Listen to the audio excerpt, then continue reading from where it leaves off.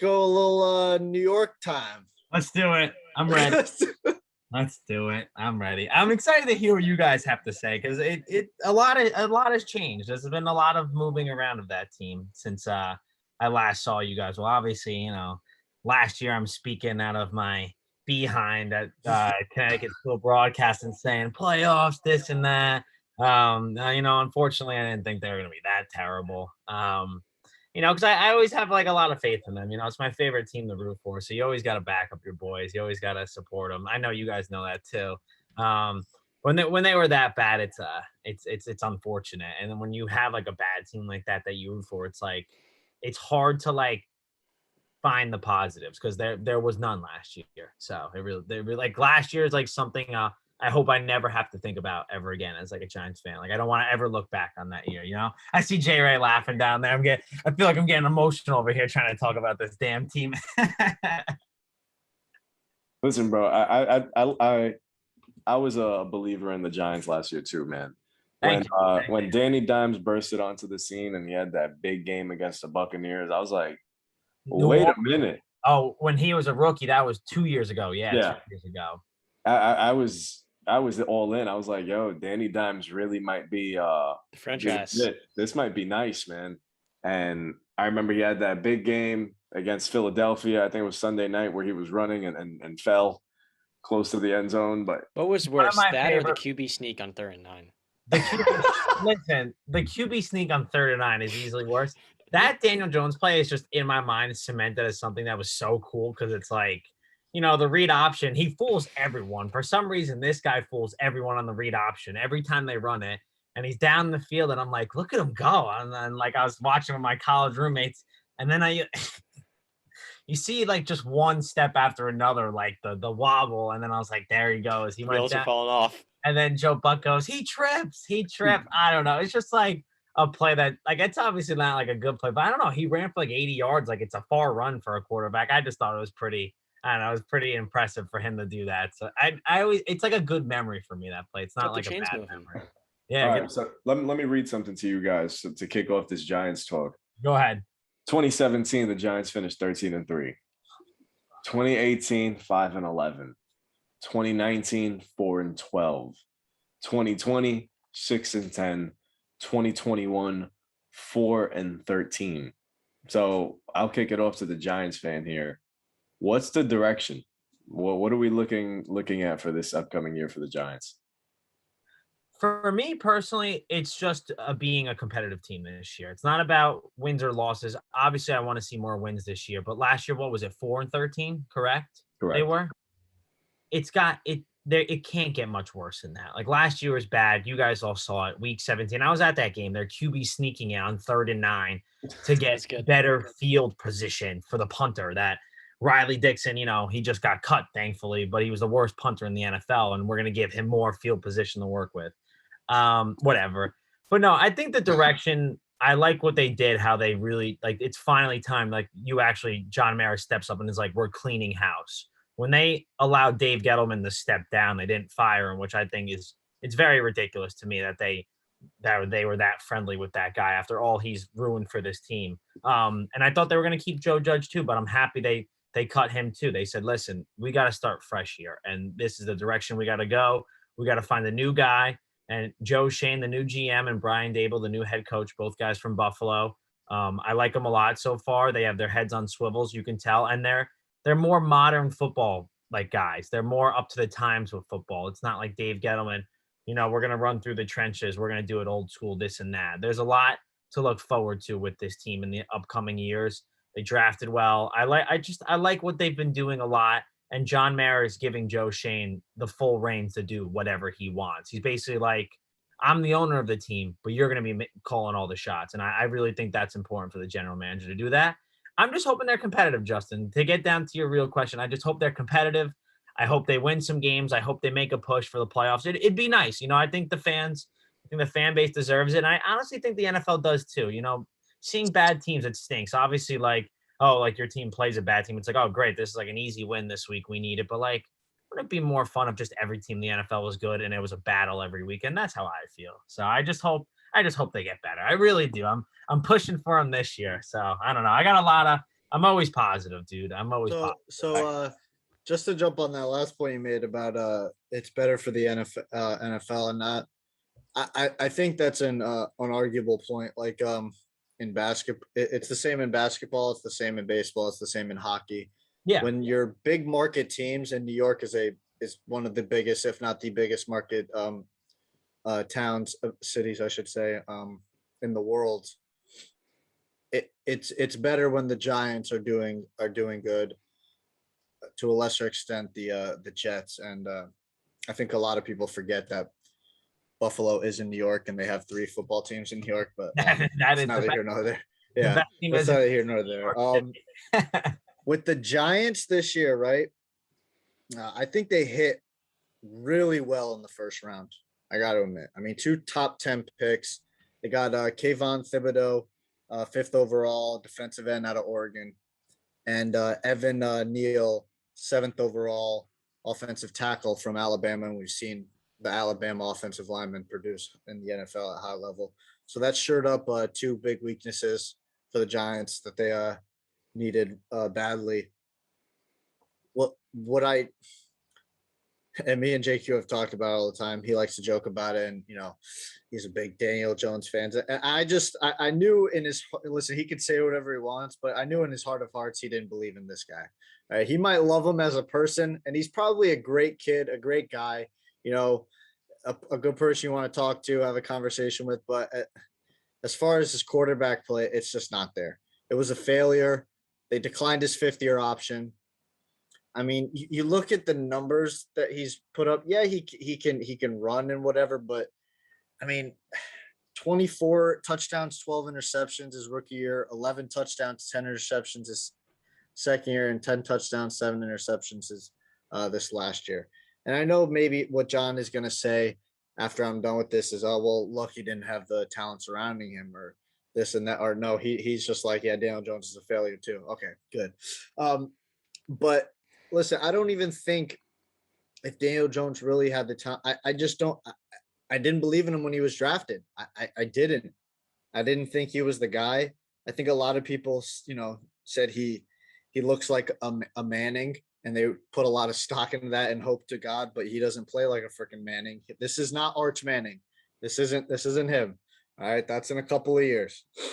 The new regime, and like JQ said, how do you pronounce his last name? It's Shane, like Shane, but it's okay, Joe Shane, yeah, and head coach Brian Dubal, however you say it.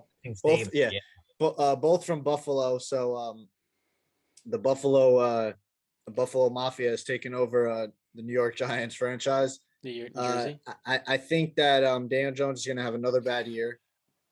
And I think this new regime is going to look to draft their guy in 2023. So I just look and I say that they're not going to. I don't think they're going to be competitive. I know JQ is hoping and praying to God that they will. I don't believe so. I think they're going to be dead last in this division. I think they're going to be one of the worst teams in the NFL. Me, Justin, and John talked about our top 5 or bottom 5 worst teams in the NFL. I don't know if all 3 of us had the Giants in there, but I know I certainly did. Yeah, I definitely had the Giants in there. And just to point, John hit on it earlier in the episode. James Bradbury's gone, who was a Pro Bowler in 2020. They released him. He was signed by Philly, and that cornerback room has a lot of young, unproven talent, and I just don't see the Giants making any noise this year.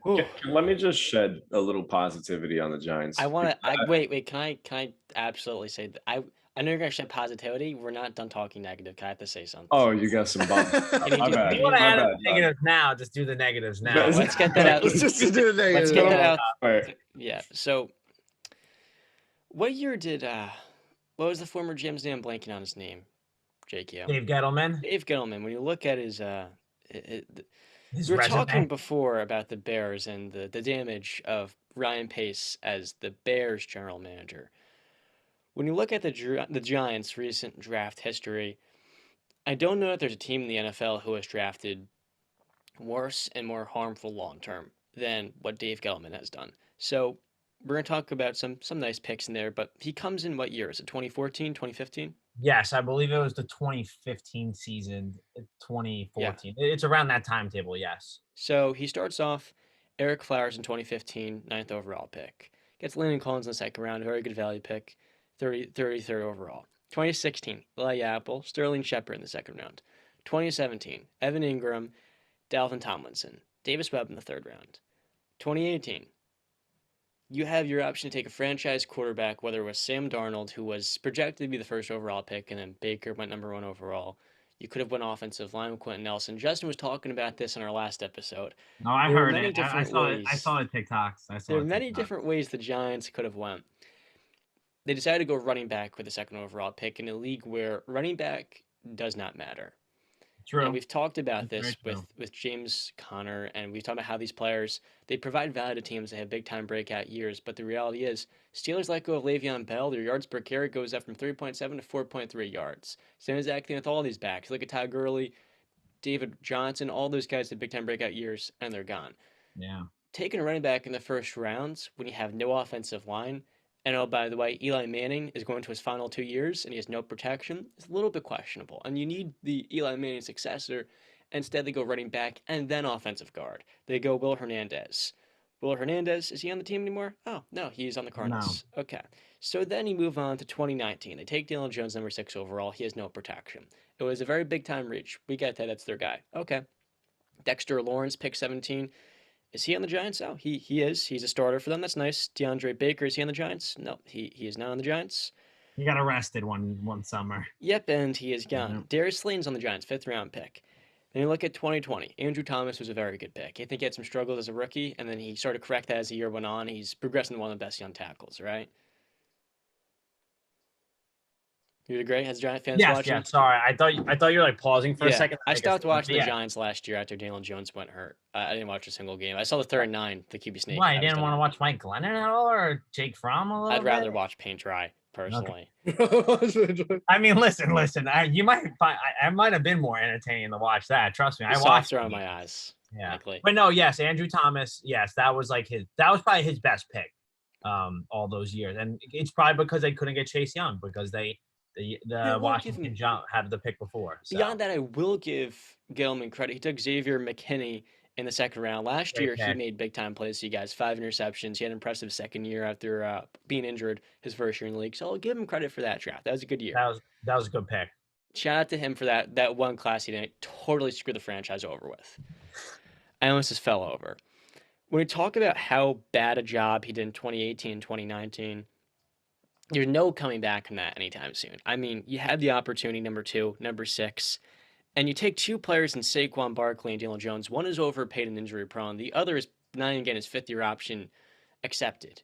So you could have went so many different ways and actually valued offensive line and then quarterback to set up a young quarterback not to fail. But they set him up to fail. And with Daniel Jones, he is supposed to be a New York darling because when you've been starved of success for so long and a young guy comes in and gives you moments. Last year against the Saints, you guys have an incredible game where Danny put up 400 yards. Saquon was healthy. Them boys beat a good team in New Orleans, and it was awesome. And through the years, you've seen progress throughout the season in New York. There have been some bad games. There have been blowouts. But you look to 2020, Daniel Jones' second season in the league, they were up there at Pittsburgh, Chicago, Tampa Bay. You look at that season, they were losing. I think they started off 0-4, 0-5, 0-6. Right? Yeah. But I think so. While they were losing a lot, I'm not saying this to joke around.